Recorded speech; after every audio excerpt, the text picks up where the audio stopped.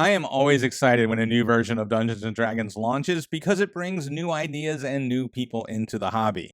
And face it, there's gatekeepers and grownards, if they had their way, would try to keep as many people out of this hobby as possible, which is just dumb. It's just ridiculous. So let's try to focus on the good that comes with a new edition of Dungeons & Dragons.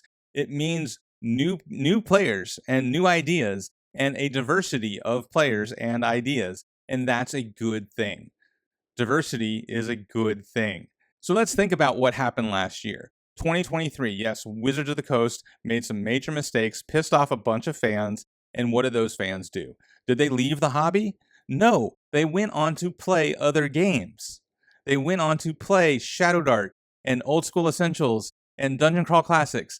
A lot of those players who grew up on 5th edition have now moved on to play other games, or they still play 5th edition and they play other games, because 2023 was a year that, yeah, a lot of bad stuff happened, but at the same time, that created more diversity because more players tried games other than Dungeons & Dragons.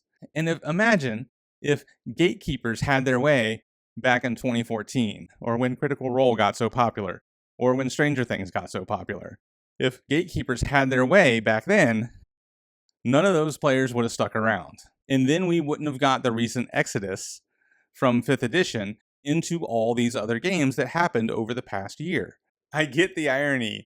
I'm the old man yelling at a cloud about old men yelling at clouds. Yes.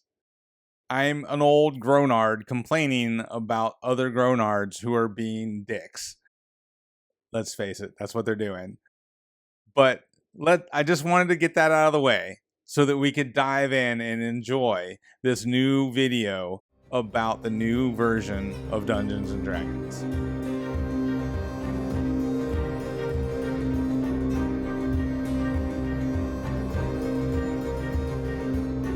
This is the largest player's handbook the game has ever had. It has been rebuilt from the ground up. It is filled with new options as well as returning options that have been refined, reimagined, rebalanced, and the whole book has also been restructured.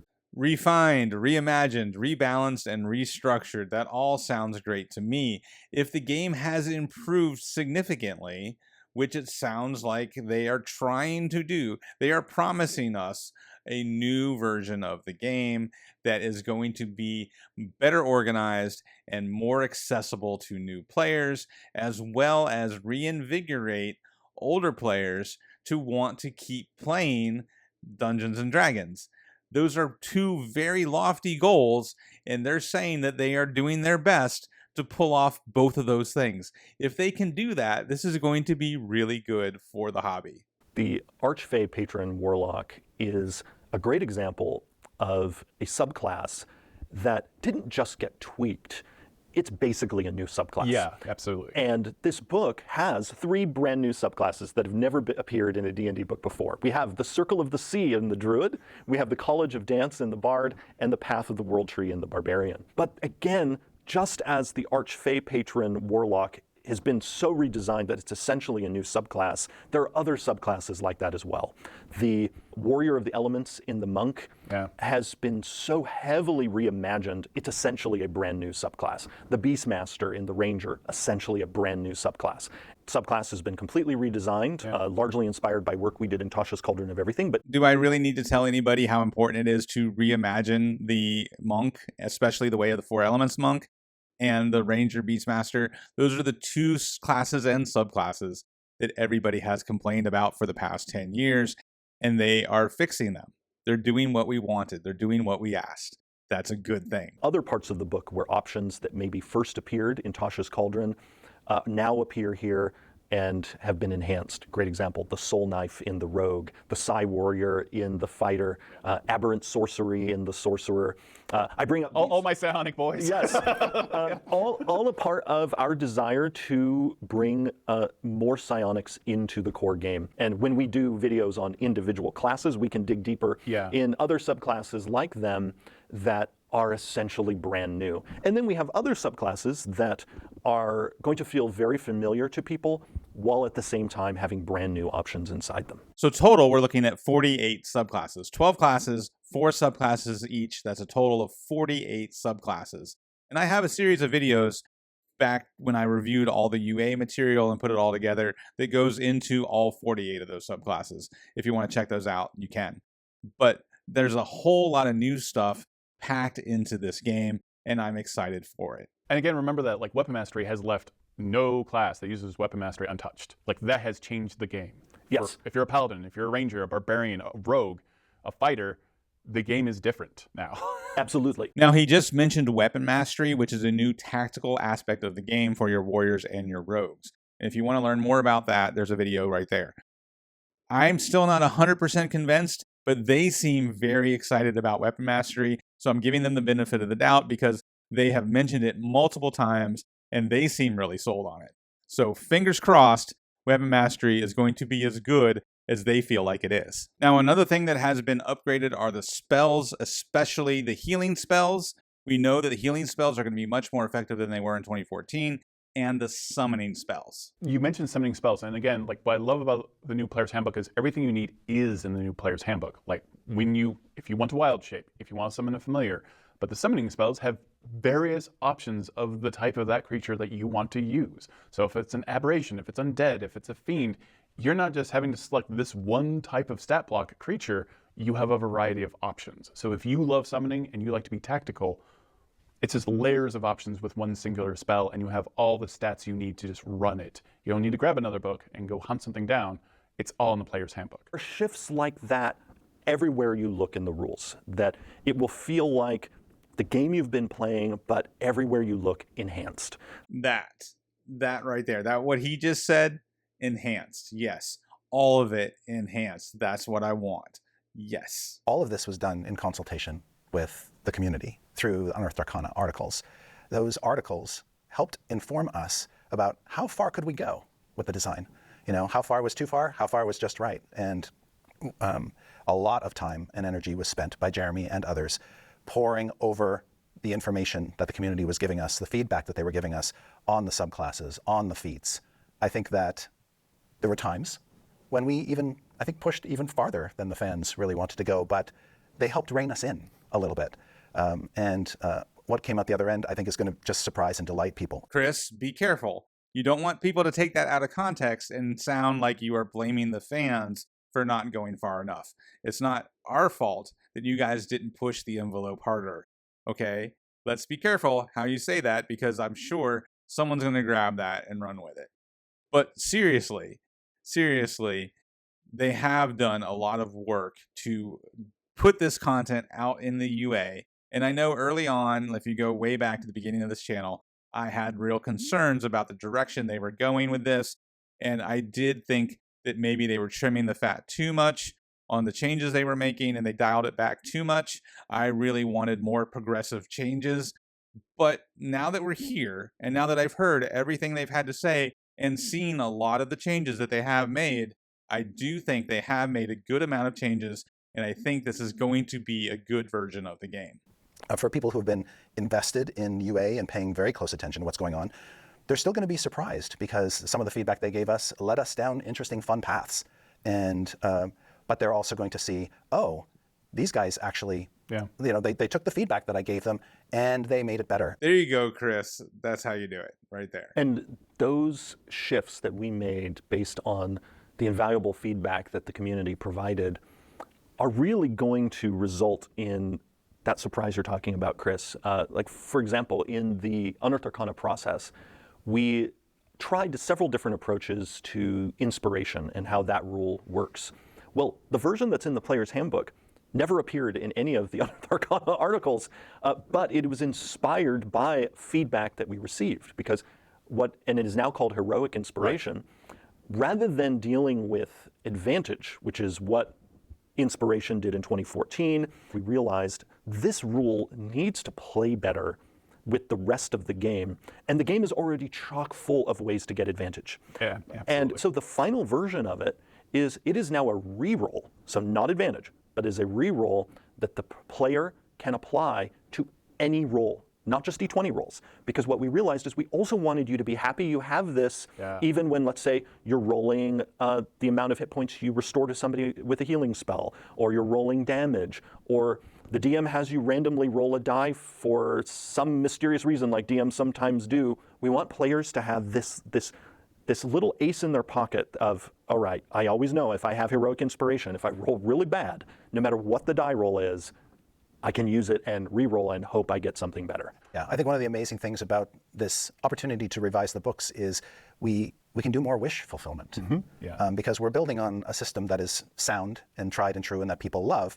We can now take 10 years of feedback of, oh, I wish the game did this, or I wish this class did that, and deliver on those wishes. It also means that with the core rules in the book, so, in addition to all the fun character options and whatnot, well, the rules themselves that run the game have also been enhanced, where we were able to take things that maybe have been house rules for people over the past 10 years and make them a core part of the game. Great example of this. Many people over the last 10 years have allowed people to drink potions as a bonus action, feeling it was way too punishing running the rules as they were written in 2014 to have to spend your entire action drinking a potion. Particularly scary if you're dying and you're drinking that healing potion. And so people are going to find that now healing potions take a bonus action to drink. So heroic inspiration now replaces inspiration from 2014. And it allows you to re-roll any die, not just give you advantage, re-roll any die. I think that's good game design and makes inspiration far more useful than it was before. Like Jeremy pointed out, there's so many ways to get advantage, especially in the newer version of the game. There's even more ways to get advantage. So making heroic inspiration something different is definitely an improvement. And of course, drinking a potion as a bonus action has been a homebrew rule at a lot of tables long before Baldur's Gate, but especially since Baldur's Gate, that's been kind of a standard, bonus action healing potions. So yeah, good stuff. We not only carefully plotted out the player's handbook that you've now seen, but also very carefully plotted out the Dungeon Master's Guide, and very carefully plotted out the Monster Manual, and plotted out how the 3 books integrate with each other. And so in many ways, we view the 3 books as one massive book that's simply too big to publish as a single volume, because it would be about 1,000 pages long. And that speaks again to the intention of design on all of this. And it does feel like this is one cohesive project. It's so cohesive that there is essentially a piece of the Monster Manual in the player's handbook. Right. We were able to coordinate the work in a way that we had never done before, where that was essentially Monster Manual work we were doing as a part of our player's handbook work, building the creature appendix that is in this player's handbook. The new creature appendix is even bigger than the one that was in the 2014 PH. The creatures have been carefully selected to be in the player's handbook. And that's very important because we're going to get the player's handbook months before we get the monster manual. So it's good to have some idea of what monster design is going to look like in the player's handbook. And on top of that, all the mounts that are listed in the equipment section, all the animals you can buy to ride on, have stat blocks in the player's handbook. All the familiars that you have access to have stat blocks in the player's handbook. And most of the wild shape forms for the Moon Druid are also in the player's handbook. Now let's talk about feats. 75 of them. There's new features that make you feel like this feat, how I feel it should play, is playing that way now. And there are way more feats. There are a lot of feats. But this book has 75 feats in it. Yeah. And it includes not only a suite of feats that are for first level characters that they get through their backgrounds, but we also now have epic boon feats that unlock for you when you reach level 19.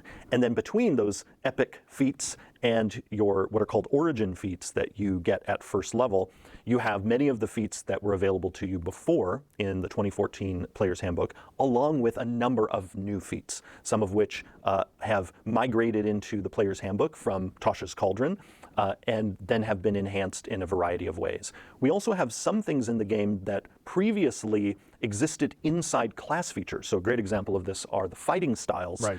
That shared tech has now migrated out of the classes into the feat system. And in addition to that, now in that category, for example, in the fighting style category, there are also now more options than there were in 2014. So a whole lot of new feats, new fighting styles, and ways to get those fighting styles with feats, as well as ways to get weapon mastery with feats. All of this combines to give you more character customization, which is what people have always wanted from 5th edition, so they're delivering on that. As well as the feats are organized into origin feats that you can take at first level, because a lot of people were already allowing feats at first level to make starting characters more interesting. However, by limiting those feats to these origin feats, you're not overwhelming new players and you're not breaking the game from the beginning. So these origin feats you can take at first level, then there's regular feats you can take as you level up, and then there's epic feats you can take at 19th level. I think overall this is good game design. Now, let's look at backwards compatibility, because that's been another bugaboo over the whole course of this playtest. A character from this new Player's Handbook right next to a character using the 2014 Player's Handbook as well. That's still true. Absolutely. We have designed the new Player's Handbook so that characters built with it can be played with characters built with the 2014 Player's Handbook. Yeah. Now, that is true for the character options themselves. When it comes to the sort of baseline rules, the combat rules, the definitions of the conditions and whatnot. Yeah. If you are playing a 2014 character with 2024 characters, we have designed things so that the 2024 rules are what should be used in that situation. Yeah. Because those rules can handle a 2014 character being present, but the 2014 version of the rules will grind in a few places with a 2024 character. And that is to their advantage, like being able to drink a potion with a bonus action. Exactly. You're going to want even your 2014 character to be swimming in a 2024 pool because of the many improvements to the core rules. Absolutely. So there, we finally get a good, succinct explanation of what they mean when they say it's backwards compatible. It makes sense. You can use a 2014 character with the 2024 rules. You can use a 2014 adventure with the 2024 rules. What would be difficult would be to take a 2024 character and try to use them with the 2014 rules. So you want to look at the new edition of D&D like a game engine, or really like a new console. When you buy a PlayStation 5, you don't expect it to run the same way your PlayStation 4 ran. But you do expect your PlayStation 5 to play PlayStation 4 games, because that's what they mean when they say backwards compatible, right?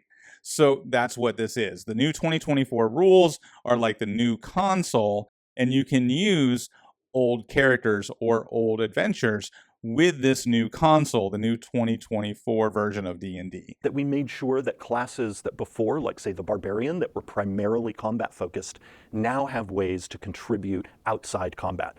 There was no corner of the game that we did not zero in on as we built this new Player's Handbook and as we build the new Dungeon Master's Guide and the new Monster Manual. Every part of the game, whether it relates to the combat pillar, the exploration pillar, or the social interaction pillar, has gotten a fresh coat of paint with new ways to play. So a fresh coat of paint on everything. All 3 books are getting improvements. And that's what we've wanted. That's what we've said we've wanted for a long time. 10 years now, we want to improve our game, and they are delivering on a lot of the things that the fans have asked for. I think they are doing a good job. And he mentioned the Dungeon Master's Guide and the Monster Manual. And there's other things that I didn't include in this video about the Player's Handbook because there are more videos coming. In fact, you're probably going to get a video from me every day this week. That's how much content there is to go over about this new edition of the game. So stay tuned. Thanks again for visiting the Dire Den, and I'll see you next time.